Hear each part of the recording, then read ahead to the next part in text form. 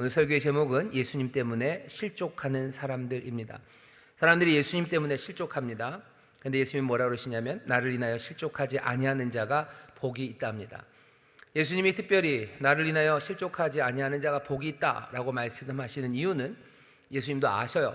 당신 때문에 실족하는 사람들, 넘어지는 사람들이 있기 때문입니다. 이 넘어지는 사람들은 꼭 악당들만은 아니에요.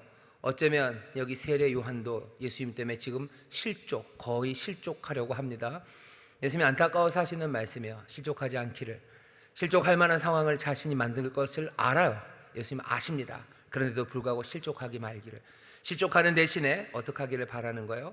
의심 없이, 어쩌면 두려움 없이 예수님이 내가 기대하지 않았던 이야기들 하시고 내가 생각하고 내가 꿈꿔왔던 것과 다른 방향으로 나를 인도한다 하더라도 믿음으로 따라오기를 주님이 바라시는 겁니다. 그러는 사람들이 복이 있답니다. 믿음은 그런 거죠. 믿음이 우리를 복된 삶으로 인도하시는데 내 생각과 딱 맞을 때 따라가는 건 그건 믿음과는 좀 다릅니다. 믿음은 어쩌면 내 생각과는 달라도 내가 그분을 신뢰하는 거죠.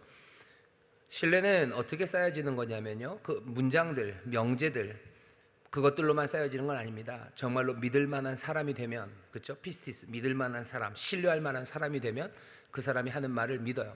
우리 속담에도 유명한 말이 있습니다. 그 사람이 하는 말이라면 콩으로 메주를 쓴다고 해도 믿는데요. 틀렸네요. 파치로 메주를 쓴다고 해도 믿는답니다. 그런 사람이에요. 예수님 그렇게 되기를 바랍니다. 실족하지 않기를 바란다라고 하시며 오늘 말씀을 주십니다. 자, 1절을 보시면 예수님이 12제자에게 명하셔요. 부르셔서 보내시죠. 그리고 예수님은 보내놓고 그냥 팔짱 끼고 앉지 않으셔요. 여기 보시면 예수께서 12제자에게 명하시기를 마치시고 이에 저희 여러 동네에서 가르치시며 전도하시려고 거기를 떠나가십니다. 예수님도 그 일 하셔요. 제자들 보내시죠.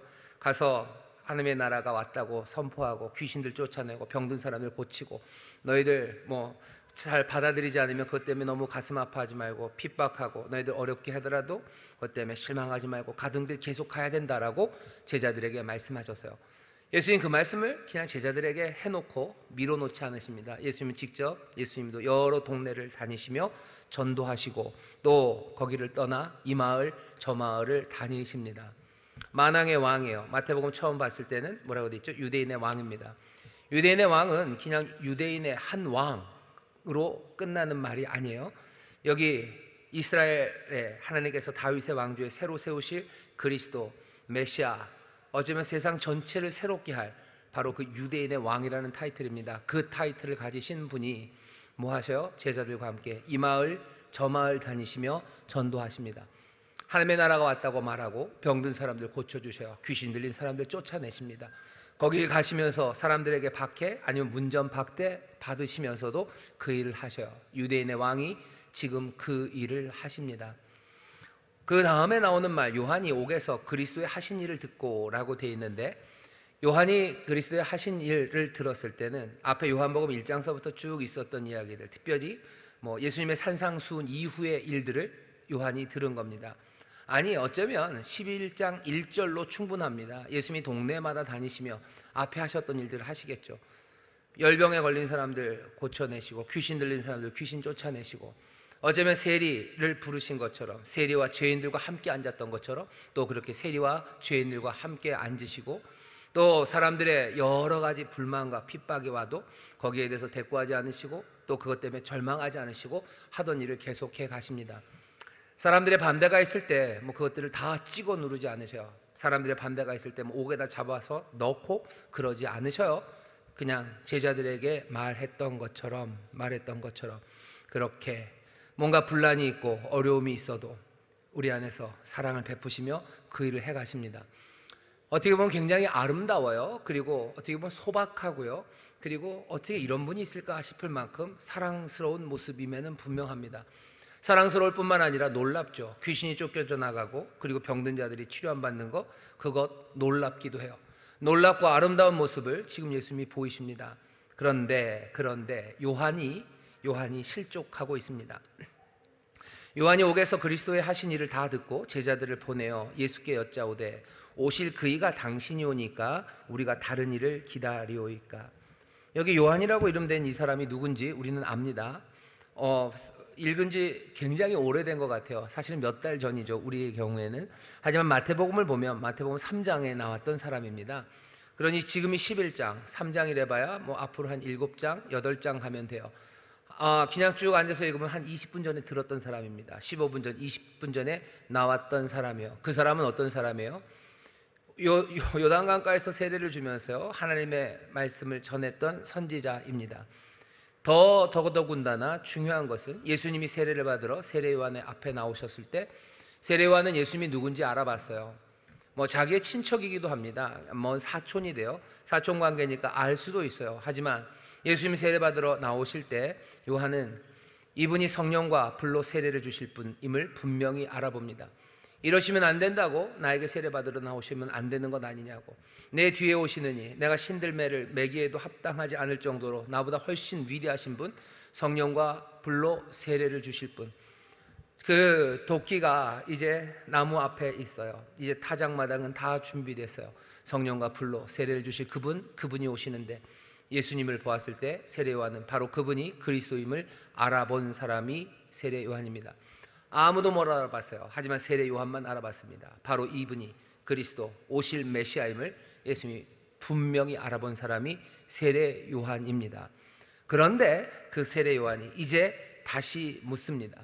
내가 본 게 맞는지, 내가 보았던 것이 확실한지 물어요. 뭔가 보아서 확신했던 것에 대해서 나중에 다시 묻는 경우가 있습니다. 왜 물어보죠? 다시 흔들린 거죠. 내가 확신했던 것이 흔들리는 겁니다. 요한은 지금 흔들리고 있어요.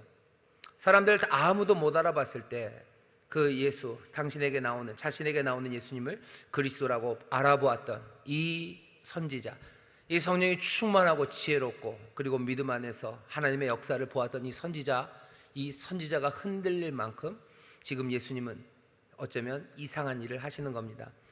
옥에 갇힌 세례 요한이 그리스도가 하신 일을 듣고 묻는 거죠. 오실 그이가 당신이 오니까 내가 얘기했던 그 사람 당신이 맞냐고, 여전히 맞냐고, 아니면 내가 다른 사람을 기다려야 되냐고. 어쩌면 간절한 질문이에요.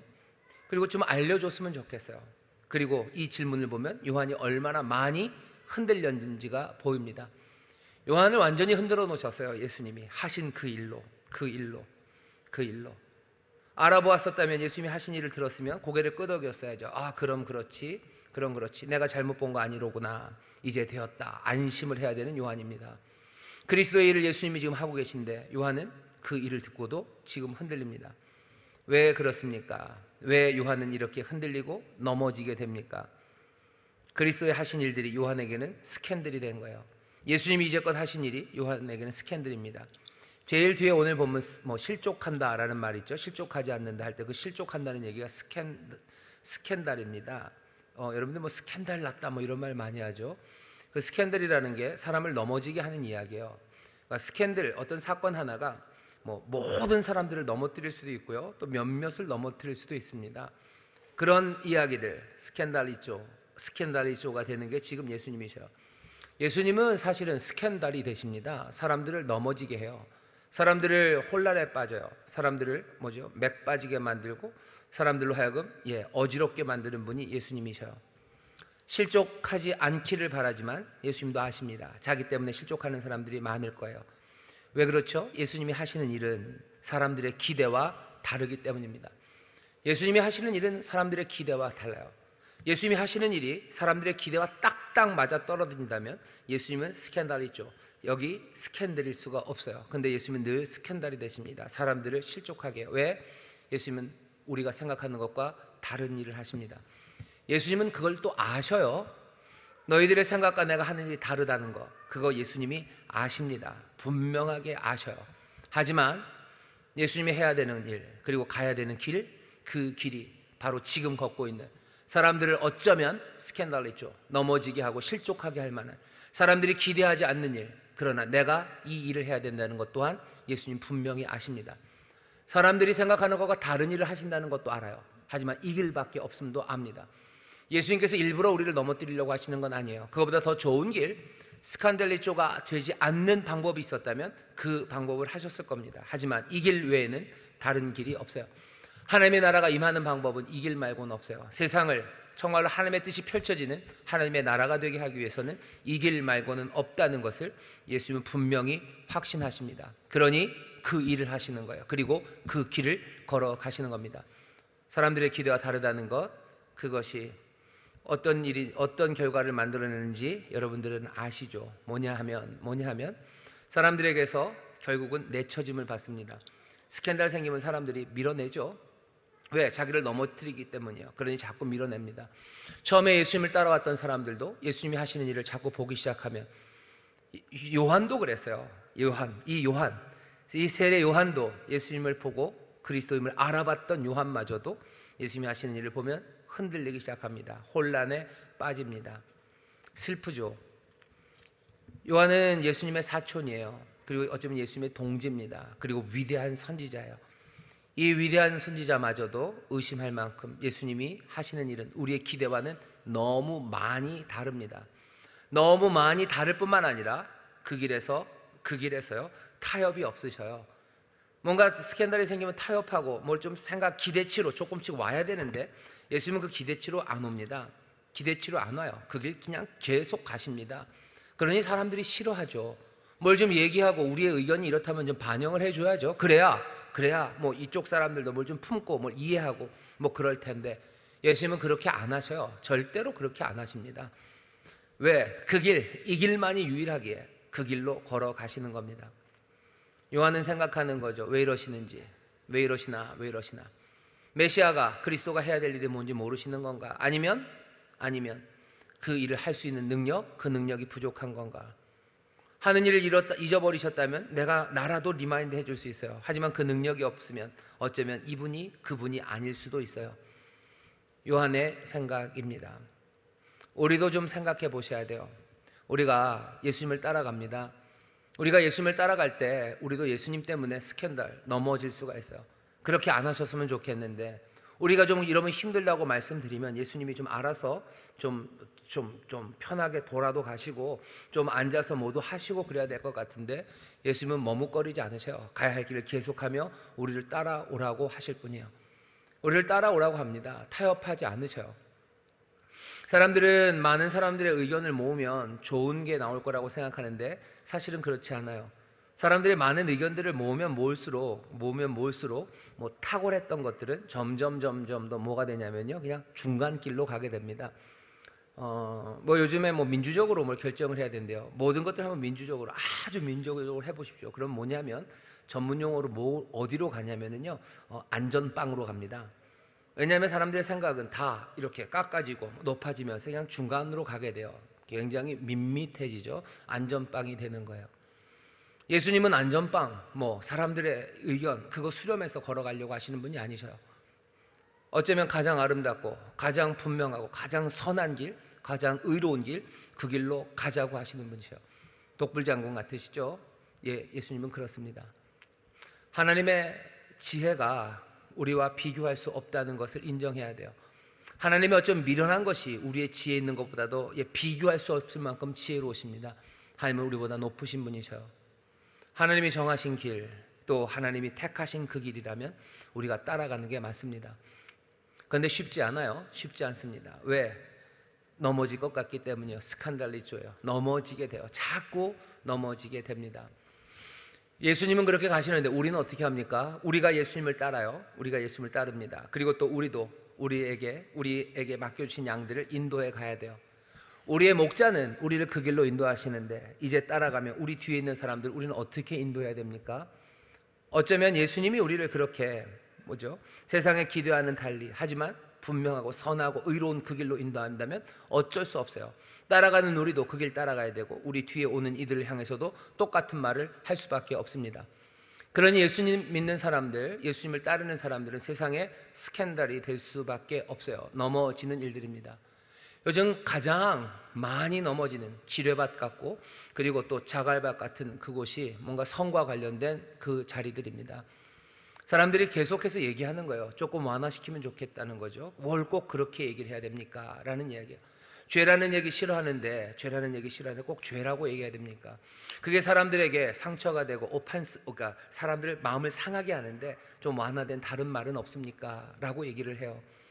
예수님이 뭐라고 하실까? 예수님은 또 뭐라고 우리에게 말씀하실까? 그거 생각해 보면 예수님은 사람들의 기대, 그걸 따라갈 생각은 없으셔요. 그 길 해야 되는 그 말들을 갑니다. 그러니 예수님 따라가는 사람들 어쩔 수 없어요. 그 말, 같은 길을 걸어가는 거죠. 그러니 예수님 때문에 세상이 실족하듯이 우리 때문에 세상이 실족합니다. 예수님이 그러지 않았습니까? 소자 하나라도 실족하게 하면 연자맷돌을 메고 물에 들어가야 된다고.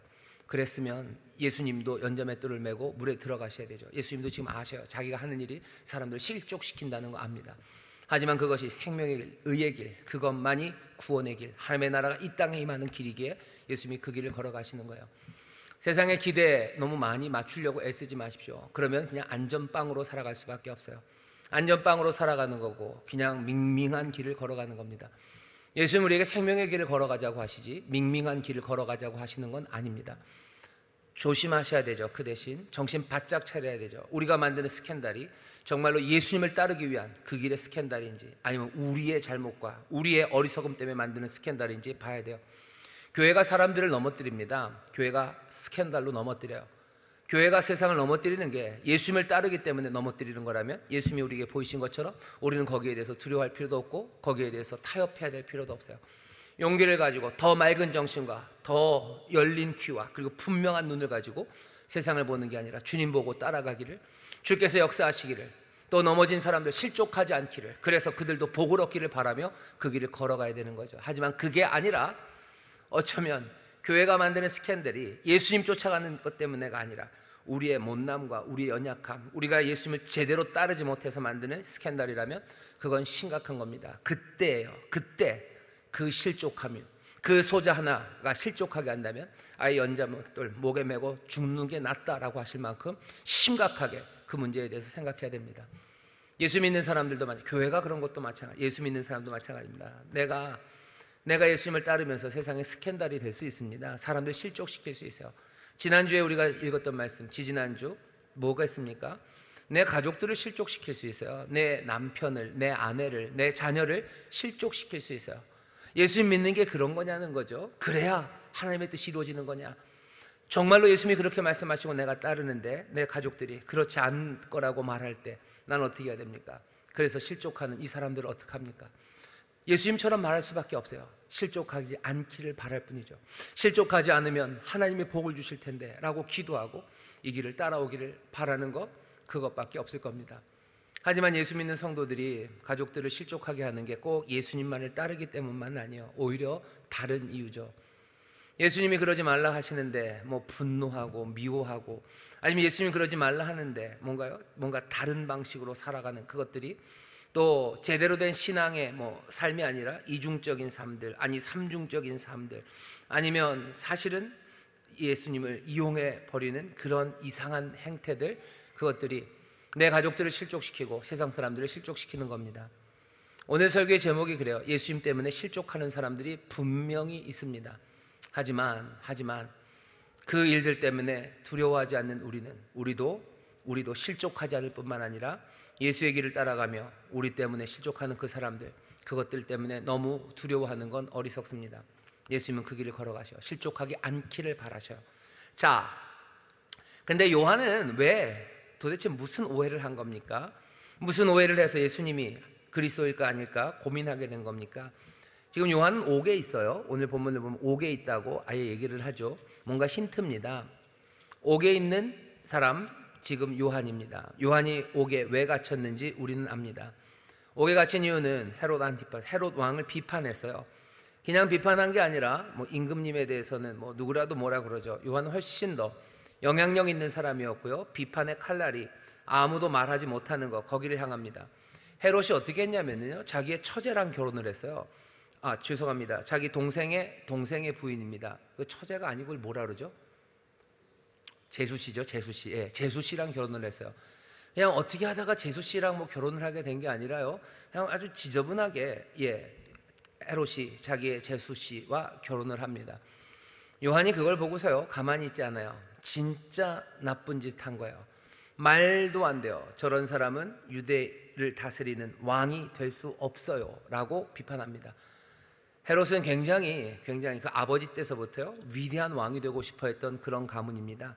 권력을 잡고 싶고, 어쩌면 자기가 헤롯 대왕 같은 경우에는 자기가 메시아일 수도 있다는 생각을 해요. 그리고 사람들이 자기를 그렇게 봐주기를 바라고요. 제대로 된, 원래는 그 혈통 자체가 섞여 있는 혈통이기 때문에 진짜로 유대인의 왕으로 인정받고 싶었던 헤롯, 그리고 헤롯의 아들들입니다. 근데 요한이 말하는 거야. 넌 왕 아니다. 그래가지고 무슨 유대를 다스리는 왕이 되냐라고 비판을 합니다. 그러면서 얘기하는 거예요. 네가 진짜 왕이 아니니 이제 하나님이 너를 끌어내리실 거예요. 그 다음에는 누가 다음 제대로 된 왕을 세우실 거예요. 요한은 벌써 봤죠. 여기 유대인의 왕을 봤습니다. 요한은 벌써 머릿속으로 다 생각이 되는 거예요. 그림이. 이 왕 헤롯은 아니에요. 하나님께서 이 왕을 심판할 거예요. 그리고 이 왕을 쫓아내실 거예요. 그리고는 다시 왕을 세우실 텐데, 내가 보았던 성령과 불로 세례를 주실 바로 그분, 유대인의 왕으로 오신 그분이 이제 왕 위에 올라갈 거예요. 그게 요한이 생각했던 것, 요한이 기대했던 바입니다. 다른 왕이 나와야 되는 타이밍이 완벽해요. 분명합니다. 요한이 봤을 때는 그러니까 더할 나위 없이 완벽한 타이밍이에요. 말도 안 되는 왕이 왕 위에 있고, 여기 유대인의 왕인 지금 대기 중에 있어요. 이 왕만 끌어내리면 그 다음에 여기 위대한 왕이 오실 거예요. 그러고 나면 세상은 달라질 겁니다. 요한은 기대하며 예수가 이 헤롯을 끌어내리고 축출하고 심판하고 그 위에 올라앉을 그것들을 기대하고 있는 겁니다. 그거 기대하고 있는데 그렇게 심판을 내릴 그 사람으로 기대하고 있는데, 요한이 처음에 얘기했죠. 성령과 불로 세례를 줄 사람. 도끼는 찍어버릴 나무 앞에 놓여 있어요. 타작마당은 다 준비됐어요. 어쩌면 성령과 불, 엘리야에게서 하나님 엘리야를 통해서 불을 내린 것처럼, 그 아합과 바알을 다 쓸어버린 것처럼 성령과 불을 내리실 분이 지금 오신 거예요. 헤롯, 그리고 헤롯의 잔당들, 어쩌면 로마까지라도 가능하다면 몽땅 다 휩쓸어버릴 무언가를 기대합니다. 헤롯을 쫓아내고 그 자리에 앉을 그것을 기대해요. 근데 그렇게 되지 않습니다. 하는 일들이라고는 뭔가 헤롯을 심판하고 축출하는 것과는 거리가 멀어요. 헤롯을 축출하기 위해서는 뭔가 해야 되는 일들이 있죠. 세력을 규합해야 됩니다. 그것이 무장 세력이건 아니면 무슨 민중 봉기를 통해서 이루어질 것, 아니면 뭔가 대단한 경제력을 하건 뭔가를 움직여야 돼요. 그래야 헤롯을 무너뜨리겠죠. 근데 예수님이 하시는 일은 결국은 뭐죠? 죄인들과 사귀고 다니시는 거예요. 세리 부르고 죄인들과 함께 앉아서 먹습니다. 그래가지고는 민족의 민중의 지지나 환호를 받을 수도 없어요. 그렇다고 어디에서 무슨 대단한 군대를 만든다는 이야기도 들리지 않아요. 아니면 병 고치는 능력을 통해서 사람들이 그 앞에 무릎 꿇리고, 그래서 그것으로 세력을 규합하고 뭔가 해나가려는 시도들, 아무것도 보이지 않아요. 귀신을 쫓아내면 거기서 뭔가를 좀 하셔야죠. 사람들 모아놓고 군자금이라도 모아야 되죠. 병 고치면서도 병 고침 받은 사람들 모아다가 자기의 세력을 만드셔야 되죠. 하지만 예수님은 그렇게 하지 않으십니다. 그냥 병 고친 사람 고치고 그냥 떠나셔요. 그냥 다 돌려보내셔요. 가서 말하지도 말라고 하셔요. 그런 이야기를 요한이 듣습니다. 이거 뭐 하는 건가 싶은 거죠. 이게 뭐 하는 건가? 이게 뭐 하는 건가? 그러니 묻는 겁니다. 오실 그이가 당신이 오니까. 예수님은 자신을 어떻게 이해하셨을까요? 요한은 그렇게 생각했는데 예수님은 그렇게 생각하지 않으셨어요. 요한은 그렇게 생각해. 예수님은 자기를 어떻게 이해하셨습니까? 오늘 본문을 보면 분명한 것은 예수님은 자신이 바로 오실 그분임을 확신하고 있습니다. 요한이 당신이 오실 그 사람입니까? 라고 물어볼 때 글쎄 라고 하지 않으셔요. 글쎄, 내가 아닐 수도 있겠지 라고 하지 않으셔요. 오실 그이냐 라는 말에 그냥 분명하게 대답합니다. 맞다는 거죠. 가서 너희들 보고 듣고 얘기해라. 그러면서 이사야서에 있는 예언의 말씀을 쭉 얘기를 하셔요. 예수님 확신하십니다. 자기가 오실 그이임을 확신하고 계셔. 어떤 사람들은 그렇게 얘기해요. 예수님 자기가 그리스도인지 몰랐을 거라고. 예수님이 자신이 그리스도일 것을 몰랐다면 그 다음 문제가 뭔지 아십니까? 우리가 그분을 그리스도라고 믿는 것 자체가 흔들리는 거예요. 자신이 그리스도임을 모르는데 우리가 그분을 그리스도라고 믿는다고? 이건 말이 안 되죠. 뭔가 역사적인 예수를 말하고 뭔가 비판적으로 성경을 읽으려는 사람들은 그런 이야기들도 합니다. 예수님은 자신이 메시아 그리스도라고 주장한 적 없고, 나중에 제자들이 아니면 바울이 그리스도 메시아라는 타이틀을 예수님에게 씌워 놓은 거라고들 말해요. 하지만 아닙니다. 마태복음 보면 여기 분명하게 보여. 마태도 예수님이 그리스도이심을 알아요. 그리고 여기 등장하시는 예수님도 자기가 그리스도이심을 분명히 압니다. 나는 지금 그리스도로서 그리스도의 일을 하고 있다는 그 자기 정체성과 자기가 하시는 일에 대해서 추호도 흔들림 없이 예수님은 알고 그 길을 걸어가시는 거예요. 그냥 헤매고 있는 사람을 우리는 따르는 건 아닙니다. 갈 길을 분명히 알고 흔들림 없이 걸어가시는 그분을 우리가 지금 따라가는 거죠. 혹시라도 누군가가 예수님은 당신이 그리스도임을 몰랐다고 말하는 사람이 있다면 여러분 그 말에 그렇게 많이 귀 기울이실 필요 없습니다. 예수님은 자신이 오실 그이임을 분명히 알아요. 예수님은 오실 그이가 해야 되는 일이 또 뭔지도 압니다. 근데 그 뭔지가 요한이 생각하고 다른 사람들이 생각했던 거와는 달라요. 요한은 예수님이 심판하실 거라고 생각했어요. 하지만 예수님이 하시는 일은 오늘 여기 보셔요. 소경이 보고 안진뱅이가 걷고 문둥이가 깨끗함을 받고 귀머거리가 듣고 죽은 자가 살아나고 가난한 자에게 복음이 전파된다 해라.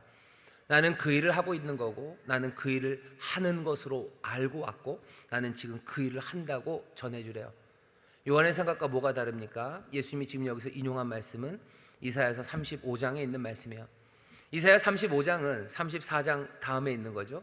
34장은 심판입니다. 열국에 대한 심판. 그 후에 하나님께서 축복하시고 회복하시는 이야기가 35장에 나와요. 심판이 끝난 후에 하나님이 복 주셔요. 소경 일어나 눈 보게 될 겁니다. 앉은 사람들 일어날 거예요. 문둥병자들 고쳐질 거예요. 죽은 사람 살아날 겁니다. 가난한 자에게는 복된 소식이 전해질 거예요. 하나님의 회복과 치유에 관한 이야기예요. 요한은 심판을 기대합니다. 하지만 예수님은 심판 후에 자비에 대해서 말씀하셔요. 이스라엘이 기대하고 요한이 생각했던 것보다 예수님은 어떻게 하십니까? 한 발 앞서가고 계셔요. 없는 일을 하시는 건 아닙니다. 없는 일 하시는 거 아니에요. 이미 예언된 일이에요. 심지어 예수님 당시 그 시대쯤에 다른 유대인들 중에는 메시아가 오셔서 이렇게 병든 자들 고치고 가난한 자에게 복된 소식을 전해야 된다고 생각하는 사람들이 있었어요. SNF라고요. 쿰난 동굴에 있는 사본들을 보면 거기 있는 기록들이 그렇습니다. 선지자, 위대한 선지자가 올 거예요. 빛이 올 거예요. 그리고 메시아, 그분이 올 거예요. 그분이 오셔서 할 일은 병든 자들 고치고 가난한 자에게 복된 소식을 전하는 그 일을 할 거다라고들 말들을 하는 사람들이 있었어요. 그러니 예수님이 하시는 일이 성경에 전혀 없는 건 아닙니다. 하지만 사람들의 기대보다 앞서가는 일이었습니다. 한 걸음 앞서 가고 있어요. 심판, 예수님은 심판 안 하십니까? 예, 심판하십니다. 예수님은 심판하실 거예요. 하지만 예수님은 지금 여기 밀려 들어오는 하나님의 나라의 자비, 그리고 밀려 들어오는 하나님의 은혜, 그 은혜의 시간들, 슬픔의 시간 후에 오는 그 치유가 이미 오고 있기에 그 일을 앞서 실행하고 계시는 겁니다. 우리가 예수님이 하시는 일이 뭔지에 대해서 이런저런 생각들을 해요. 하지만 오늘 이사야서 35장을 말씀하시고 요한의 오해, 그것들을 바로 잡으시려는 예수님의 말씀을 보면 그리스도가 할 일, 그 할 일은 다른 게 아니라 자비의 일이었음이 분명합니다. 자비를 베푸시는 일이에요. 심판하십니다. 하지만 자비의 일, 그 일을 하려고 하셔요. 그리스도는 벌써 자비를 베푸십니다. 그리스도는 벌써 회복과 치유를 시작하신 거예요. 사람들은 이해 못합니다. 하지만 예수님은 그렇게 하셔요. 자비를 베푸시는 게 사람을 넘어지게 합니까? 예, 넘어지게 합니다. 여러분 잘 생각해 보세요. 악한 사람들은 자비의 메시지 좋아합니다. 그렇겠죠? 악한 사람들이 싫어하는 건 뭐죠? 심판의 메시지. 악한 사람들은 심판의 메시지 싫어합니다. 왜? 그 심판의 메시지 싫어하는 이유는 그 심판의 메시지가 자기들을 향하고 있다고 생각하기 때문이에요. 이 사람들의 생각의 방향은 맞습니다. 악인을 심판하실 거예요. 그러니 악인들은 심판의 메시지 싫어합니다. 자비의 메시지를 싫어하는 사람은 없을 것 같죠? 아니요, 있습니다. 누가 자비의 메시지를 싫어합니까? 때로는 선한 사람들이 자비의 메시지를 싫어해요. 착한 사람들이 자비의 메시지 싫어합니다. 세례 요한이 자비의 메시지 좀 싫어합니다. 왜? 심판이 와야 될 것 같기 때문이죠. 선한 사람들이 자비의 메시지를 싫어하는 이유는 사람들이 악한 일을 하고도 그냥 넘어갈 것 같기 때문이에요. 그러면 억울한 거죠. 악한 사람들이 벌을 받아야 되는데 자비의 이야기가 자꾸 내려오는 거 그거 마음에 들지 않습니다. 악한 사람들이 그냥 넘어갈 것 같기 때문이에요. 선한 사람들의 이 생각은 틀렸어요. 왜? 악한 사람들 하나님이 절대로 그냥 넘기지 않으십니다. 그러니 틀린 생각이죠. 생각의 방향도 틀렸고요. 사실은 하나님이 하시는 일에 거역하는 일입니다. 예수님은 지금 여기 자비를 베푸셔요. 그런데 요한은 지금 실족하고 있습니다. 왜? 그리스도는 심판을 할 거라고 기대했기 때문이에요. 예수님이 잘못하신 게 있습니까? 잘못하신 건 아무것도 없어요. 사실 여기서 실족해야 됩니까? 아니요, 실족해야 될 이유도 없어요. 그런데도 왜 예수님 때문에 실족합니까? 내 생각과 다르다는 거, 그거 하나뿐이에요. 예수님이 악하지 않으셔요. 예수님이 선하시고 예수님 의로우셔요. 그런데도 사람들은 예수님께 실족하는 것, 자기의 생각과 예수님의 생각이 다르다는 것, 그것 하나 때문입니다.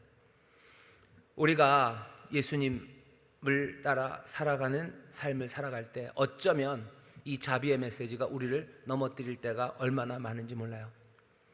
사실은 예수님 말씀대로 살아가기 제일 어려워하는 데가 어디냐면 용서하라는 말씀입니다. 용서하라죠. 예수님이 용서하라고 하시는데, 자비를 베풀고 긍휼을 베풀라 하시는데, 예수님의 거기에 어떤 게 악한 게 있습니까? 아무것도 악하지 않죠. 선하죠. 아름답죠. 그리고 분명히 그 길이 우리의 이 세상을 복되게 할 게 분명합니다. 그런데도 불구하고 우리는 거기에 실족하는 거예요. 넘어지는 겁니다. 집안에서도 마찬가지예요. 집에서도 용서하라고 하는 이야기가 얼마나 힘들게 합니까? 억울한 형아들은 뭐죠? 못된 동생들을 용서하기가 얼마나 힘든지 몰라요. 내 것 망치고 내 것 부숴놓고 내 것 몰래 먹어버린 동생들 용서하라는 이야기 들으면 형은 어떻게 하는가? 막 억울한 거예요. 싫어요. 용서하라는 게 나쁩니까? 자비를 베풀고 긍휼을 베푸라는 게 나빠요? 나쁜 거 아무것도 없어요. 그래야 이 가정에 평화가 오는 것도 맞아요. 그런데도 넘어집니다. 그런데도 넘어지는 거예요. 예수님께서 이 땅에 그리스도가 되셔서 그리스도로서 이 땅에 사시는 일의 핵심은 누가 뭐래도 자비입니다. 이 땅에 은혜 베풀러 오셔서요. 심판이 하십니다. 하지만 예수님이 지금 하시는 일은 자비를 베푸시는 일이에요. 가난한 자에게 복된 소식을 전해요. 예수님이 때문에 모든 부자들을 내가 어떻게 해버리겠다라는 이야기 하지 않으셔요. 하지만 그렇게 하실 겁니다. 욕심을 부리고 뭐한 사람들 하나님의 심판이 분명히 임할 거예요. 하지만 예수님이 와서 전하시는 메시지는 내가 가난한 사람에게 복된 소식을 전하러 왔대요. 갇힌 사람들에게 자유를 주시겠다고 하셨어요. 갇힌 사람들 풀어주시겠다고 하셨어요. 그러면 갇힌 사람들 가둬놓은 인간들은 어떻게 하실 겁니까? 심판하십니까? 예, 분명히 심판하십니다. 하지만 그리스도는 지금 뭐 하셔요? 갇힌 자들을 풀어주는 회복, 자비와 긍휼의 일을 하시는 거예요. 예수님이 하신, 그리스도가 하시는 사명의 핵심은 그래서 자비에 있습니다. 그것 때문에 넘어지는 사람들은 또한 많습니다. 그 일 때문에 넘어지지 않기를 주님이 바라시는 겁니다. 교회가 하는 일은 뭐겠습니까? 교회 하는 일도 그리스도 일을 하는 거예요. 우리의 하는 일의 핵심도 자비에 있습니다. 교회는 세상을 심판합니까? 교회는 세상을 심판합니다. 빛이 어둠의 세상에 왔다는 것 그 자체가 사실은 심판이에요. 하지만 그 빛이 오셔서 우리에게 하는 일은 살려내시는 일이지 어둠을 쫓아다니며 하나하나 그 어둠을 끌어내리는 그 일을 하지는 않으셔요. 우리가 하나님의 말씀으로 살아가며 어쩌면 그것 자체가 세상을 심판하는 게 될 겁니다. 어떤 사람들은 교회가 세상을 제대로 판단해주고 비판하는 것 그게 교회의 사명이라고 말씀하시는 분들이 계셔요. 예, 좋아요. 우리가 있다는 것 자체가, 빛이 있다는 것 자체가 어둠에게는 이미 심판이 임한 거예요. 예수님 그렇게 얘기하십니다. 그리고는 어떻게 하셔요? 이 빛으로 사람들을 부르시고 또 이 빛 가운데 새로운 삶들을 살아가게 하셔요. 교회는 자비의 일을 하는 곳입니다. 은혜와 사랑으로 무언가를 만들어내는 거예요. 교회는 언제 비판합니까? 우리가 있다는 것 그것 자체가 비판이 될 거고 어느샌가 하나님은 그 심판의 일을 이루어내실 겁니다. 사람들이 우리에게 기대하는 것들이 있어요. 그것이 어떤 때는 자비이고요, 어떤 때는 비판이기도 합니다. 세상이 이런저런 요구들을 교회에 해요. 우리는 어떻게 해야 됩니까? 그게 무엇이건 간에 다시 좀 너무 그렇게 심하게 들릴지 모르지만 그것이 무엇이든 간에 그것이 자비라면 자비여도 좋아요, 아니어도 좋아요. 우리는 우리의 길, 주님이 보이신 그 길, 그리스도가 우리에게 요구하시는 바 그 자비와 긍휼로 우리는 걸어가면 됩니다. 걸어가면 돼요. 묘한 게 있죠.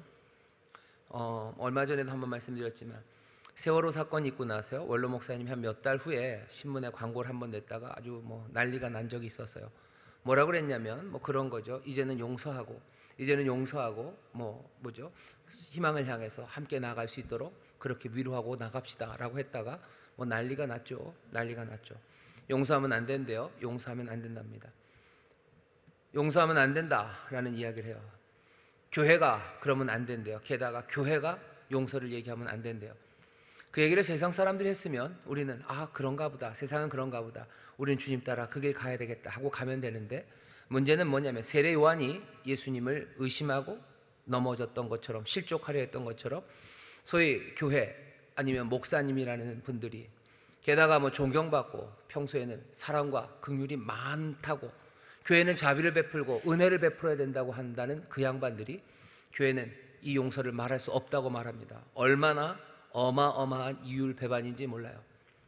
교회는 은혜를 말하는 곳이요, 자비를 말하는 곳이요, 자비와 은혜, 긍총이 가장 극명하게 드러나는 곳은 용서하는 겁니다. 교회가 용서하라고 얘기해야 되는데 평소에는 그렇게 교회는 은혜를 베풀고 자비를 베풀고 선하게 뭐 사람들을 살려야 된다고 말하면 바로 그 양반들이 용서할 수 없다고 말하는 걸 들으면서 이게 뭔가 싶어서 굉장히 큰 충격에 빠졌던 적이 있습니다. 결국은 사람들이 우리에게 기대하는 것, 그것이 무엇이건 간에 우리는 우리의 길을 갈 수밖에 없습니다. 예수님 그리스도께서 하셨던 사명의 핵심, 그것이 자비이니 우리는 그 자비의 길을 걸어갈 거예요. 용서하는 길 걸어갈 겁니다. 사하며 나아갈 겁니다. 가난한 자에게 복된 소식을 전하고, 주저앉은 사람들 일으켜 세우고, 병든 사람 고치고, 삶을 회복하고 치유하고 새롭게 하는 그 일 하면서 나가는 것, 그것이 우리가 걸어가야 되는 길입니다. 이 진실을 깨달은 사람들, 그 사람들에게 특별한 복을 주신대요. 예수님 그러시죠. 나로 인하여 실족하지 않는 사람들, 그 사람이 복이 있어요. 나로 인하여 넘어지지 않고 나를 계속해서 따라오는 사람들, 그 사람들에게 복이 있다고, 하나님이 그들에게 복을 주시겠다고 말씀하십니다. 사실은 복을 주겠다는 말씀은 간접적인 경고예요.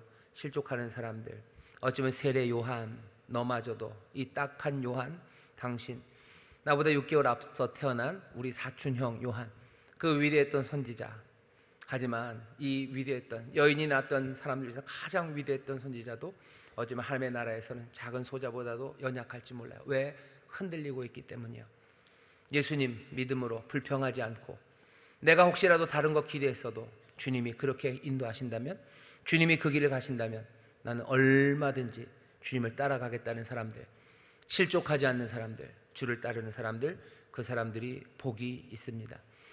예수님이 오늘 우리에게 주시는 도전의 말씀이요, 우리가 어떻게 살아갈지에 대한 분명한 지침이 우리 가운데 주어집니다. 여기에 모인 우리 사랑하는 성도 여러분들, 예수님 때문에 실족하지 않기를, 그래서 복 있는 사람 되시기를 주의 이름으로 축원합니다. 성령께서 우리의 눈을 밝히시고 우리의 귀를 열어서 진리의 말씀 들리게 하시고 진리 안으로 우리를 인도하실 때 그 길이 내가 생각했던 것과는 다르고 내가 기대했던 것과는 다를지라도 그 길이라면 난 얼마든지 실족하지 않고 넘어지지 않고 믿음으로 주를 따르는 사람들 되어 가시는 그런 복된 사람들 되시고, 혹시라도 이전에 내가 예수님이 인도하시는 그 길이 내 기대와 달라서 실족한 적이 있었다면 오늘 이 말씀을 강력한 경고로, 나를 향한 경고로 들으시고 내가 주의 길을, 주님이 인도하시는 그것 무엇이건 불평 없이 따를 것, 그 결단이 있는 귀한 밤이 되기를 주의 이름으로 축원합니다. 주님의 길이 생명의 길입니다. 이 길 외에는 다른 길을, 다른 구원의 이름을 우리 가운데 주신 적이 없으십니다. 이건 사회적인 문제뿐만이 아니에요. 내 가정에서, 내 개인의 삶에서 내가 어떻게 해야 될지에 대한 그 질문들에 주님이 대답하신다면 내 기대와 달라도 믿음으로 그 길을 걸어가기 시작하셔. 새 세상이 열리고 새로움이 우리에게 시작되는 놀라운 체험들, 그리고 감격의 찬송이 우리의 영혼에서 터져나오게 될 줄 믿습니다. 기도하겠습니다. 하나님 감사합니다. 예수님 때문에 실족하는 사람들이 예전에도 얼마나 많은지는 모릅니다. 오히려 선한 사람들, 착한 사람들이 예수님의 말씀에 실족할 수 있는 것, 주께서 우리에게 자비를 말씀하시고 긍휼을 말씀하시기 때문입니다. 주여, 억울한 것 같이 생각되고 그게 내게 손해되는 것 같고 내가 기대했던 것과 다를지라도 주여, 주께서 우리에게 말씀하시고 우리를 인도해 가실 때 주여 실족하고 쩔뚝거리고 넘어지는 일 없이 주님 따라 기쁨으로, 감사함으로, 믿음으로 따르는 하나님의 자녀들, 예수의 사람들 되게 하여 주옵소서. 선한 길, 의의 길 보이시니 주여, 내 고집, 내 생각 내려놓고 주를 따르는 겸손한, 그렇게 주님을 사랑하는 하나님의 자녀들, 예수의 사람들 되길 원합니다.